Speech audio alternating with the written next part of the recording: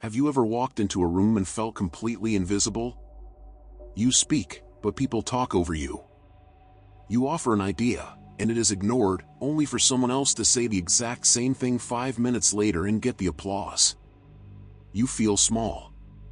You feel like a spectator in a game where everyone else is a player. This is not bad luck. It is not about your looks or your money. It is about your broadcast signal. Every human interaction is a subconscious negotiation for status. Before you even open your mouth, your micro-behaviors have already told the world where you belong in the hierarchy. And right now, you are telling them that you belong at the bottom. In the animal kingdom, status is determined by physical violence. In the modern human world, status is determined by psychological dominance.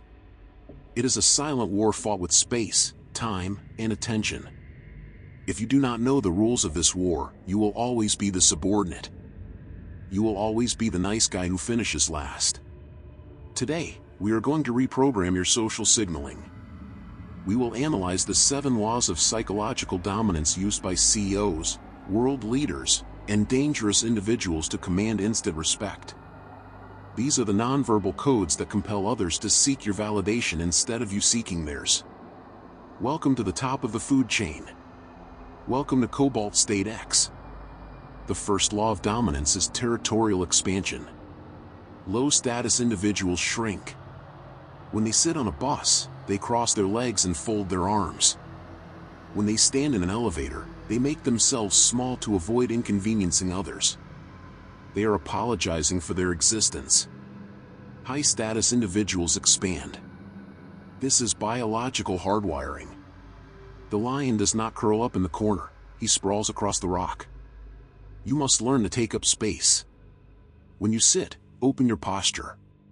Put your arm on the back of the chair next to you. Spread your feet. When you stand, do not clutter your personal items, spread them out on the table. This signals to the primal brain of everyone in the room that you are comfortable, that you are not afraid of attack, and that you own the environment. Do not be obnoxious, be expansive. If you shrink, you disappear. If you expand, you become a gravitational force. The second law is chronemic control, or the mastery of tempo. There is a universal rule in psychology: the one who rushes is the servant. The one who waits is the master. Observe how you move. Do you walk fast because you are afraid of being late? Do you talk fast because you are afraid people will interrupt you?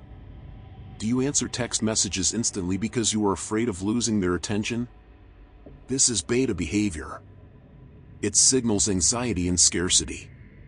To dominate, you must slow down. Walk with a deliberate, measured pace. Speak slowly, with pauses between your sentences. When someone asks you a question, do not answer immediately. Look at them. Count to 2. Then answer. This micropause creates tension. It signals that you are thinking, that you are not desperate to please, and that your time is more valuable than theirs. Slowness is the ultimate luxury.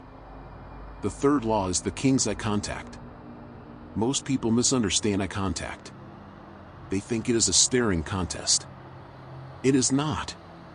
It is about the quality of the gaze. Low-status people have scanning eyes. They look around the room rapidly, checking for threats, checking for approval. Their eyes are darting like a nervous prey animal. The dominant individual has anchored eyes. When you look at someone, your eyes lock on. You do not blink excessively. You do not look away when there is a silence. But here is the secret: when you break eye contact, you never look down. Looking down is a signal of submission. It exposes the neck. It says, "I surrender." When you break eye contact, always look to the side or look up. This implies you are disengaging because you have lost interest, not because you are intimidated. Train yourself to hold the gaze until the other person looks away. In the subconscious hierarchy, the person who looks away first is the one who submits. The fourth law is non-reactivity. This is the core of Stoic dominance.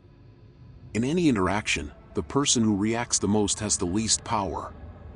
If someone tells a joke and you laugh too loud, You are seeking their approval. If someone insults you and you get angry, they control you. If someone ignores you and you get sad, you are their puppet. You must become a stone wall. This does not mean you are a robot. It means your reactions are dampened. You smile, but you do not giggle. You disapprove, but you do not scream. You are the mountain, they are the wind.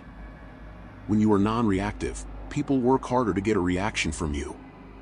They will try to impress you just to see you smile. They will try to provoke you just to see you care. By withholding your reaction, you become the prize. You become the judge of the interaction. The fifth law is the law of least effort. Italian Renaissance courtiers called this Sprezzatura, the art of making difficult things look easy. High status is effortless. Low status is trying too hard. Look at the people who are trying to be popular. They are loud. They wear flashy clothes. They tell exaggerated stories. They are tryhards. And everyone can smell the desperation. True dominance is quiet. It is wearing a simple black t-shirt but wearing it with absolute confidence.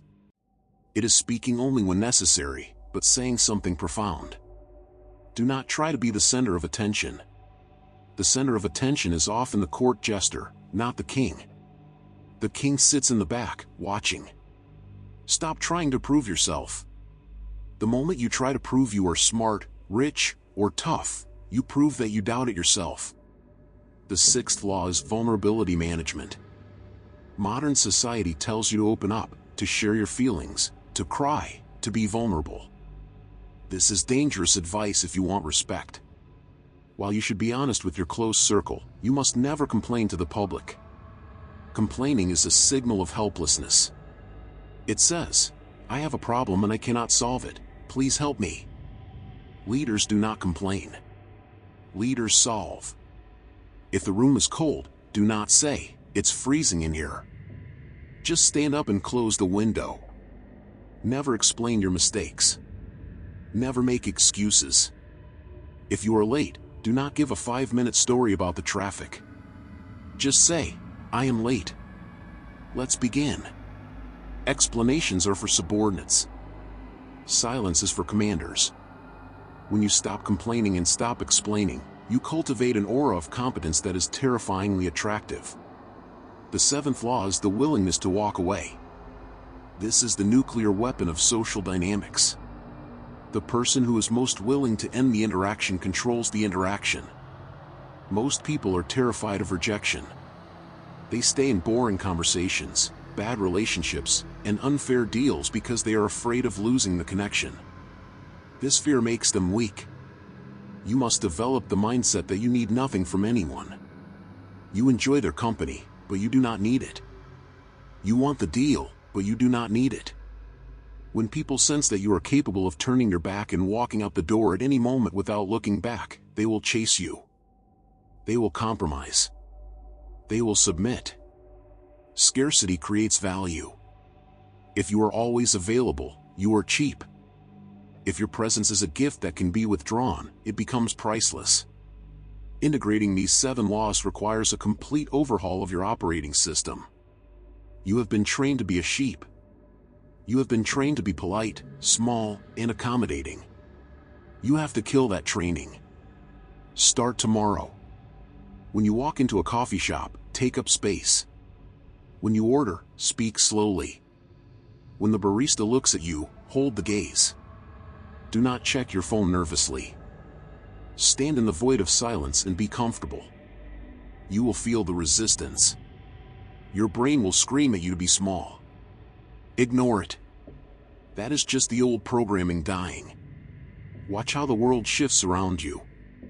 People will move out of your way on the street. They will stop talking when you interrupt. They will seek your approval. You are not being mean. You are not being aggressive. You are simply taking your rightful place in the hierarchy. The world does not respect what is given, it respects what is taken. Take your space. Take your time. Take your respect. If you are ready to ascend the hierarchy and leave the victims behind, verify your status. subscribe to the channel. Share this transmission with those who are awake. The rest, let them remain invisible. This is Cobalt State X, end of transmission.